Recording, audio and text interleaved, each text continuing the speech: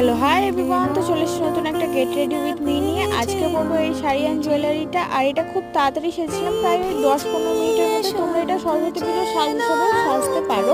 তো প্রথমে শাড়িটা পরে নিয়েছি, এরপরে ভালোভাবে ময়শ্চারাইজার লাগিয়ে নিচ্ছি, তারপরে হাতের মধ্যে একটু ফাউন্ডেশন নিয়ে গোটা মুখে ভালোভাবে লাগিয়ে ব্লেন্ড করে নিয়েছি ভালোভাবে। এরপর একটা কম্প্যাক্ট লাগাচ্ছি, আমি ফরএভার 52 লাগাচ্ছি। তোমাদের কাছে যেটা আছে তোমরা সেটা লাগিও। তারপরে একটা ব্রাউন কালারের আইশ্যাডো নিয়ে ভালোভাবে আইলিডটা ইনহ্যান্স করে নিলাম, আর বেশি কিছু আই মেকআপ করিনি। তারপর হালকা একটু কাজল লাগিয়ে এটা স্মাচ করে নিয়েছি, মাস্কারা লাগিয়েছি।